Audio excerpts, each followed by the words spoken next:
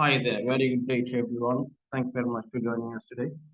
Today's discussion is about how to overcome the resistance to your planned change.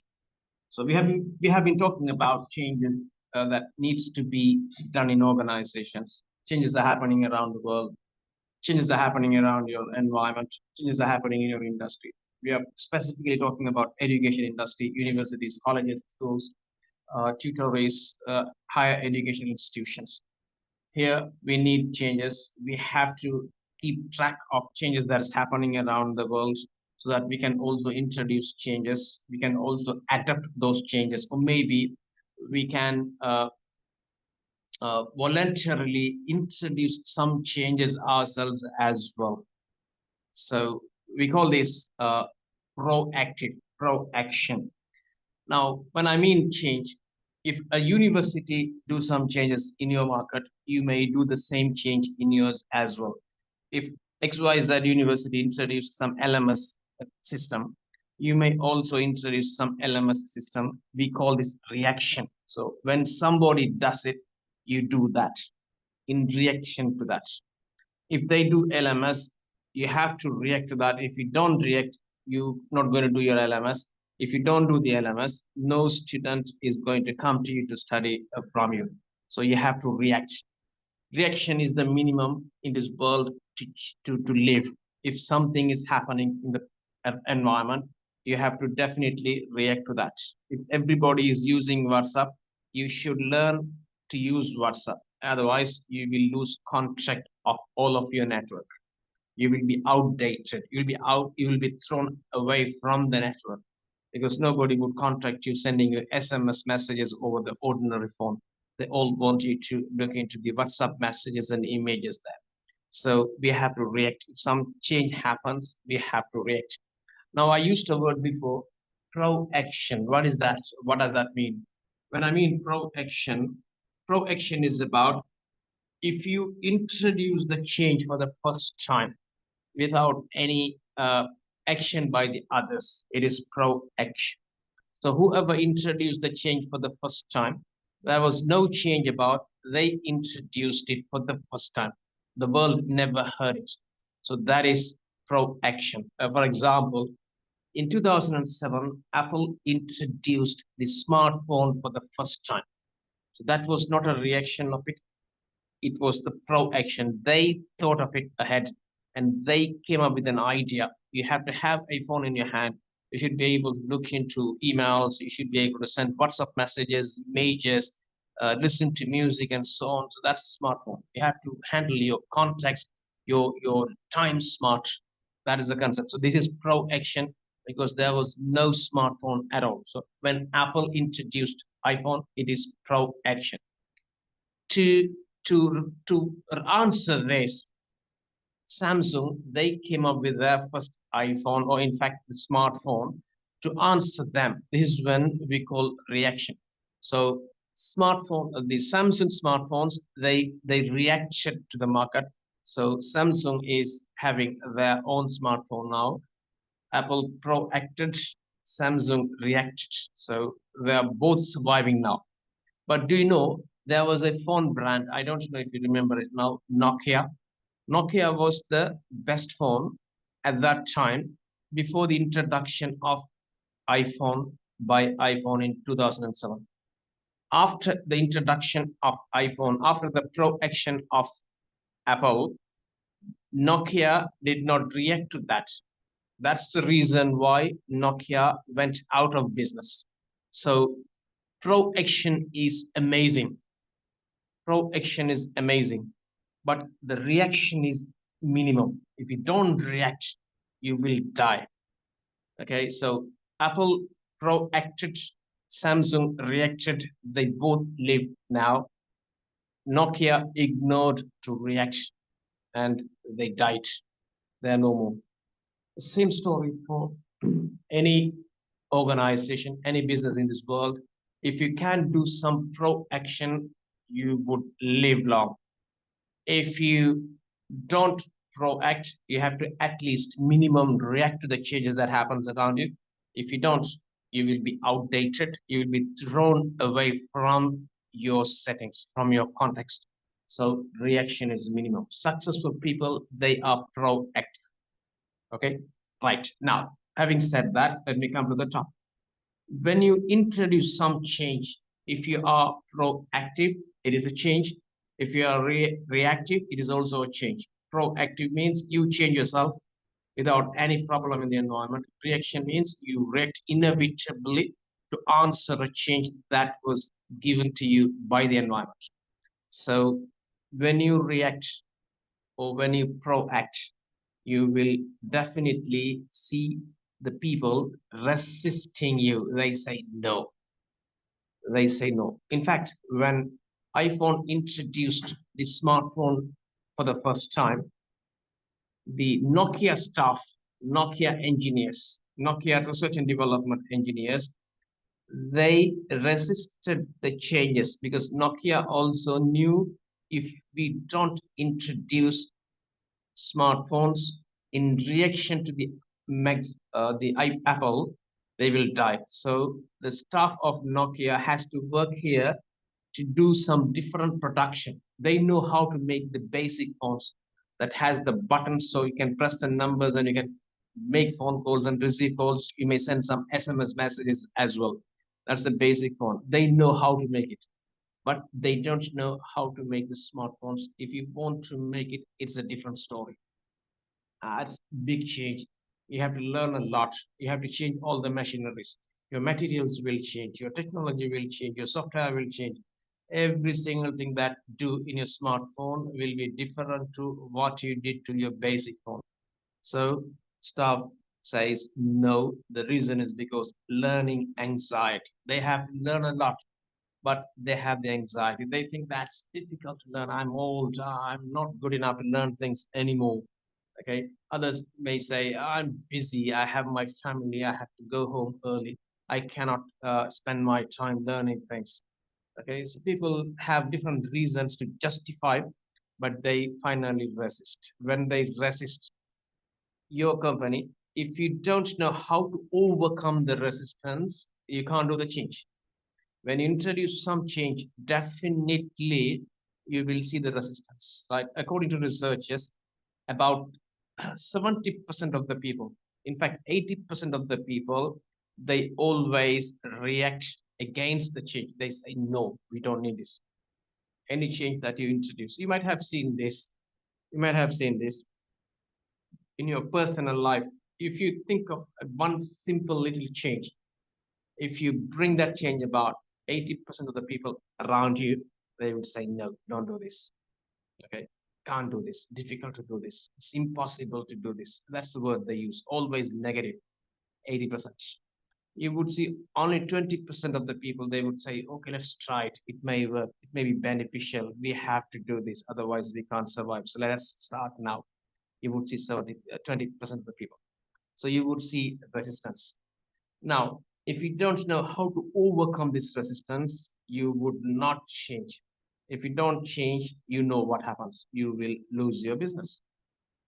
Simple. Okay, so let's see a little bit more about this resistance. So as we said, resistance is natural. Okay, it happens. Okay, and one more thing, that when I say resistance, okay, you, based on what I have said so far, you may think resistance is always bad. Okay, that is not always bad. Sometimes it has its own benefit as well. For example, the change we are talking about, who knows that this change is a good one? Some changes that you do, it is not right.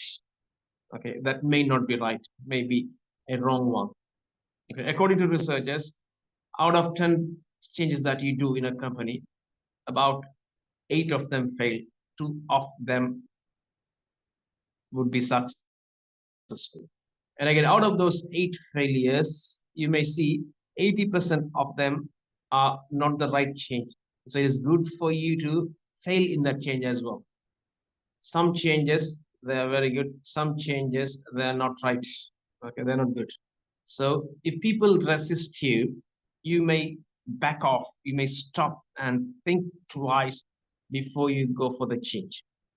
Okay, that is why change is always not always bad. It is giving you some break.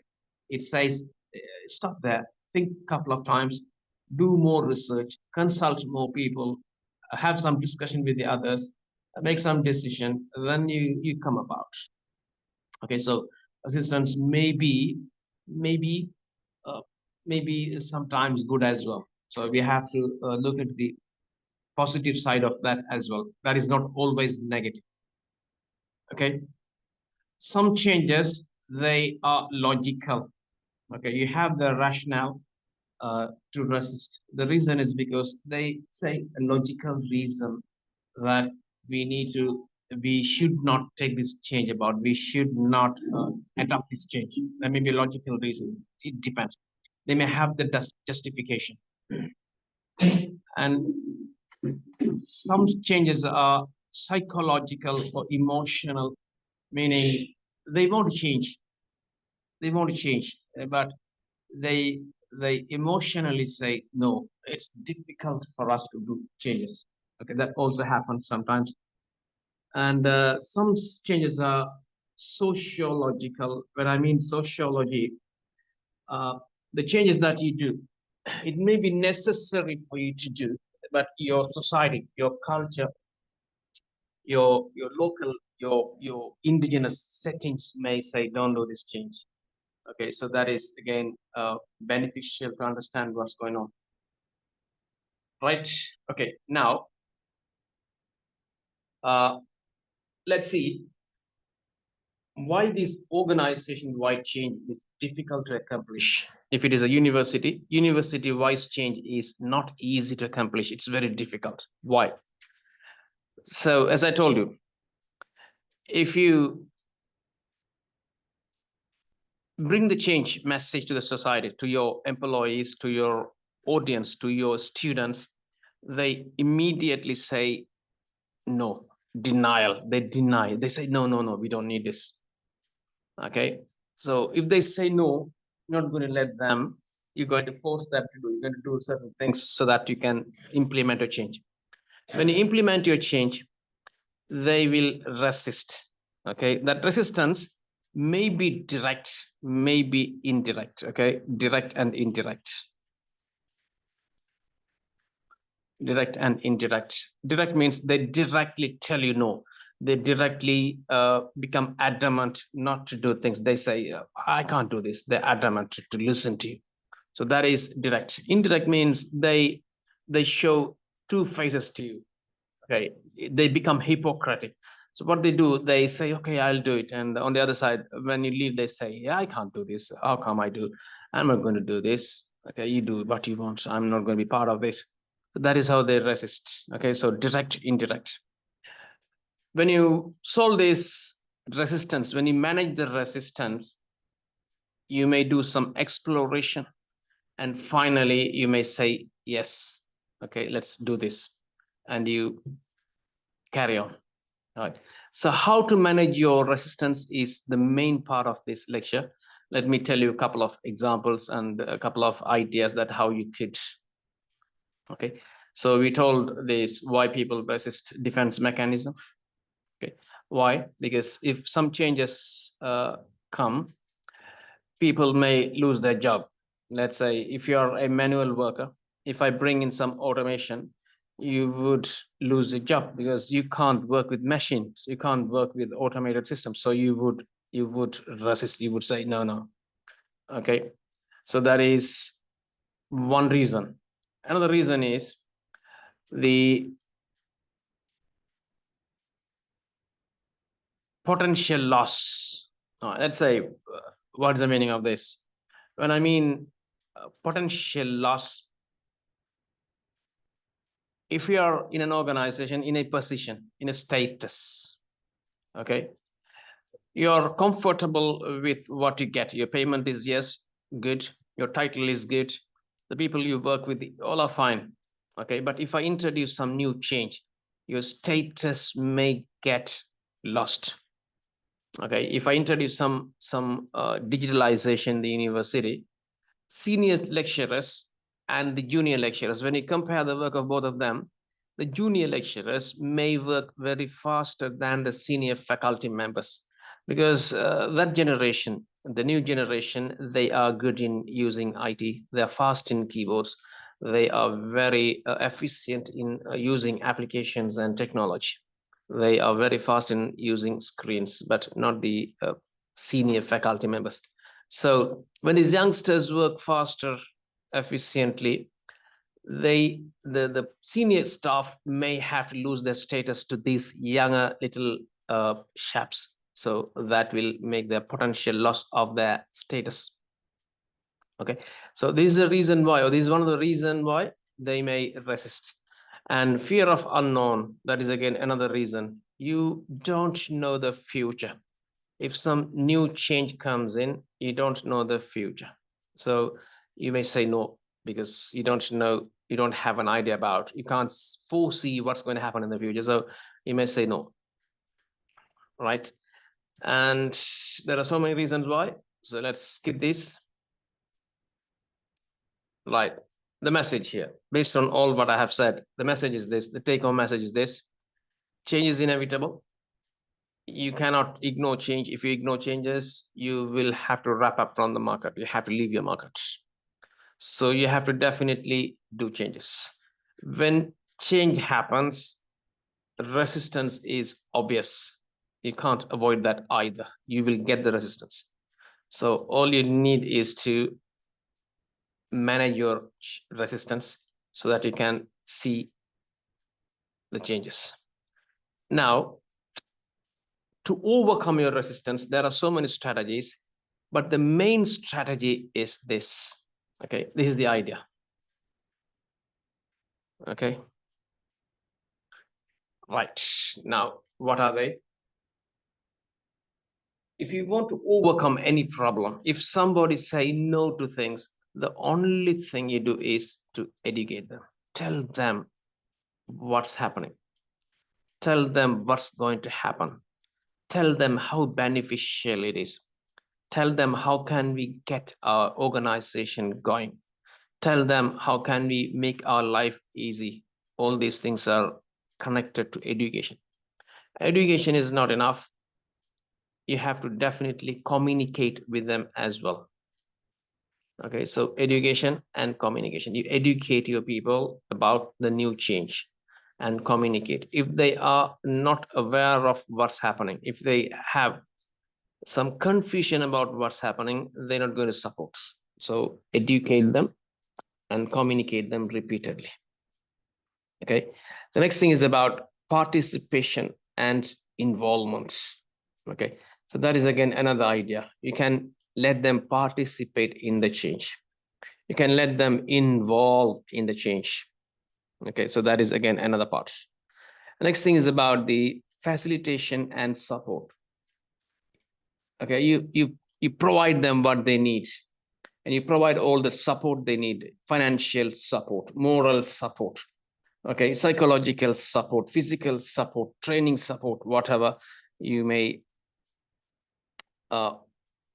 facilitate with, so that they can do the changes. The next idea to overcome the resistance is to negotiate with them, speak to them, and agree with them, agree on certain agreements. And when I mean negotiation, they know how to do this, they can do this, but they don't want to do. So you agree on them. If you do this change, I may give you some bonus. If you do this change, I may give you some increment. If you do this change, I may give you some scholarships to educate yourself to the next level. Things like that. You agree on certain things. Okay. And the next part is about manipulation and cooperation. Okay, cooperation means the change is happening, they do that. Your people, your staff, your students, they may do the changes, but you have to only cooperate with them. They are happy to do this work, and you have to support. You have to cooperate with them. Now, when you see all of this, okay, you can see education and communication is one of them. Manipulation and cooperation is another.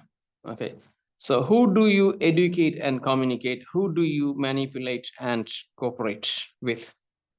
Okay, if your people are highly resistant, you have to educate and communicate. If your resistance is very low, very minimal, you have to only cooperate with them, they'll do the work.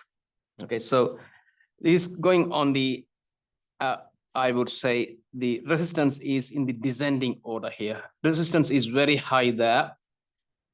If the resistance is very low here, if the resistance is low, you can only cooperate because they are not resisting, they are doing the work. So you only need the cooperation. The resistance is very high. You need to educate them and communicate with them about the changes. Okay, so depending on the resistance, your strategy will change. So it will have the dynamism here. It goes up and down. Okay, if the resistance is very high, you have to educate them. If the resistance is very minimal, you have to only cooperate with them. They'll do the change for you. So these are the ideas that we can do or we may do to overcome resistance. There are so many ideas you can learn from. These are some of them. Okay.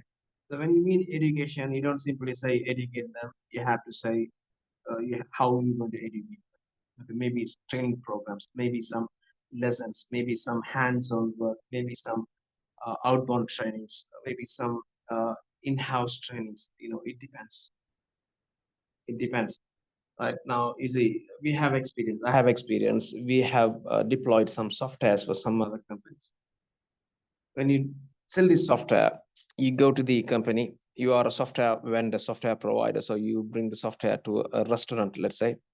If you go to the restaurant to install this software in their computer system, you do that. When you do this, the restaurant staff, they don't know anything about this.